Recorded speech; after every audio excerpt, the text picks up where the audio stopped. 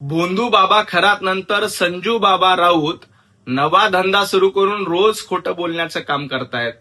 संजय राऊतांना इतकंच सांगायचंय की अंजली दमानियांना कुठून माहिती मिळते याची चौकशी सुरू आहे आणि कुणाला फोन कॉल केला म्हणून तो लगेच दोषी होतो असं नाही. संजय राऊत, तुम्ही नेमकं कुणाच्या बाजूने आहेत?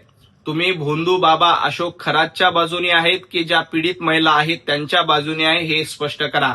जर का भोंदू बाबा खरात सोबत कोणी बोलत असेल, त्यांचं नाव समोर आलं असेल तर तुम्हाला त्याबद्दल चिंता कशाला? ज्या भोंदू बाबा खरातला मदत करण्याचं काम तत्कालीन महाविकास आघाडी सरकारने केलंय, भोंदू बाबा खरातला मदत करण्याचं काम स्वतः संजय राऊत तुम्ही देखील केलंय. कारण तुमच्या सांगण्यावरून महाविकास आघाडी सरकारच्या काळामध्ये भोंदू बाबाच्या आश्रमाला पाणी दिलं होतं. तुम्ही नाशिकचे संपर्क प्रमुख होतात. तुमच्या सांगण्यावरून हे सगळं झालं होतं. मग जर का या भोंदू बाबा खरातच्या बद्दल माहिती समोर येते तर संजय राऊत तुमच्या पोटामध्ये दुखायला काय लागलं? उद्या कदाचित संजय राऊत यांचा फोन कॉलची माहिती देखील समोर येईल. त्यामुळे संजय राऊत आजपासून एक वातावरण निर्मिती तयार करण्याचा प्रयत्न करतायत. संजय राऊत, तुम्ही आधी स्पष्ट करा, तुम्ही भोंदू बाबा खरातच्या बाजूने आहात का पीडित महिलांच्या बाजूने आहे? याचं आधी उत्तर दिलं पाहिजे. ज्या पद्धतीनं भोंदू बाबाचं समर्थन करण्याचं काम संजय राऊतांकडनं केलं जातंय यात निश्चितच काहीतरी काळबेर आहे. गडचिरोलीतला नक्षलवाद संपवून तिथल्या सर्वसामान्य नागरिकांना, शेतकऱ्यांना विकासाच्या वाटेवर नेण्याचं काम मुख्यमंत्री देवेंद्रजी फडणवीस साहेबांनी केलेलं आहे. परंतु ते तुम्हाला देखवत नाही. ज्या नक्षल्यांनी शेकडो शेतकऱ्यांवर अत्याचार केला, शेतकऱ्यांना लुटलं, तो नक्षलवाद तुम्हाला हवा होता. आता कुठल्याही उद्योजकांकडनं, कुठल्याही खान सम्राटाकडनं शेतकऱ्यांवर अन्याय केला जात नाही.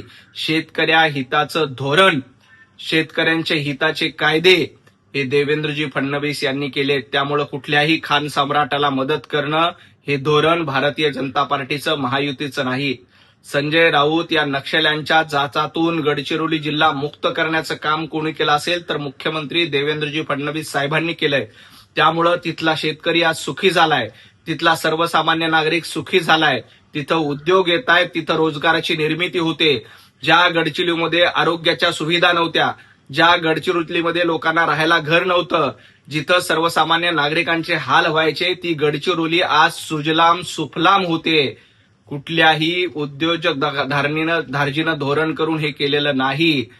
कुठल्याही खान सम्राटाला मदत करण्याचं काम हे सरकार करत नाही, तर सर्वसामान्य शेतकऱ्यांना मदत झाली पाहिजे. गडचिरोली सारख्या सर्वसामान्य शेतकऱ्यांची अवस्था सुधारली पाहिजे, यासाठी हे सरकार प्रयत्न करते. कुठल्याही शेतकऱ्यांचं नुकसान होऊ देणार नाही, हे या सरकारचं धोरण आहे. मुंबईतली खेळाची मैदानं ही विद्यार्थ्यांसाठीच असतील, खेळाडूंसाठीच असतील. इथं कुठल्याही बिल्डरांची घुसखोरी सहन केली जाणार नाही. आणि बिल्डरांच्या गप्पा मारताय. कोविडच्या काळामध्ये कशा पद्धतीनं बिल्डरांवर उधळपट्टी करण्याचं काम तत्कालीन महाविकास आघाडी सरकारनं केलं होतं हे महाराष्ट्राने बघितलंय. मुंबईच्या खेळाच्या मैदानावरचा पहिला हक्क हा खेळाडूंचा आहे, विद्यार्थ्यांचा आहे. हेच या सरकारचं धोरण आहे.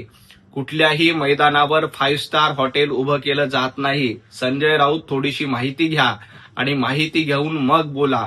विनाकारण अफवा पसरवण्याचं काम करू नका. या ठिकाणी खेळाच्या मैदानावर खेळाचाच हक्क असणार आहे, विद्यार्थ्यांचाच हक्क असणार आहे, खेळाडूंचाच हक्क असणार आहे. कुठल्याही बिल्डरच्या घशामध्ये अशा पद्धतीचे मैदानं देता येत नाहीत.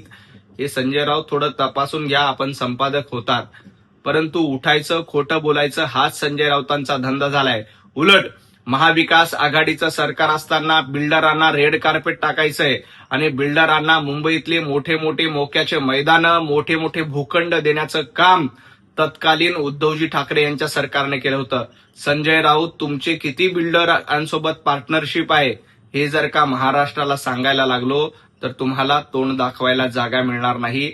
त्यामुळं खेळाच्या मैदानावर पहिला अधिकार हा विद्यार्थ्यांचा, पहिला अधिकार हा क्रीडाप्रेमींचाच असणार आहे, याचं भान या सरकारला आहे. त्यामुळं विनाकारण अफवा पसरवण्याचं काम करू नका. महाविकास आघाडीच्या 2.5 वर्षाच्या कारकिर्दीमध्ये इंदू मिल स्मारकाची वीट देखील रचली गेली नाही. 2.5 वर्ष महाविकास आघाडीचं सरकार असताना इंदू मिल स्मारकाचं काम पूर्णपणे ठप्प ठेवलं होतं. त्यामुळं इंदू मिल स्मारकाच्या कामाला उशीर होतोय. संजय राऊत एक बोट दुसऱ्याकडे दाखवताना 4 बोटं आपल्याकडे आहेत याचं भान ठेवा. बाबासाहेब आंबेडकर यांचं स्मारक झालं पाहिजे, ते भव्य झालं पाहिजे, ही संकल्पना मुख्यमंत्री देवेंद्रजी फडणवीस यांनी मांडली आणि ती संकल्पना पूर्ण करण्याची जबाबदारी देखील भारतीय जनता पार्टीची आहे, महायुती सरकारची आहे. डिसेंबर 2026 पर्यंत हे स्मारक पूर्ण करण्याचा मानस या सरकारचा आहे. संजय राऊत तुमचं सरकार असताना 2.5 वर्ष फक्त कंत्राटदाराकडनं पैसे घेण्यासाठी काम थांबवण्याचं पाप तुम्ही केलं होतं. त्यामुळं महामानव डॉक्टर बाबासाहेब आंबेडकरांच्या स्मारकाबद्दल बोलण्याचा अधिकार संजय राऊत तुम्हाला नाही.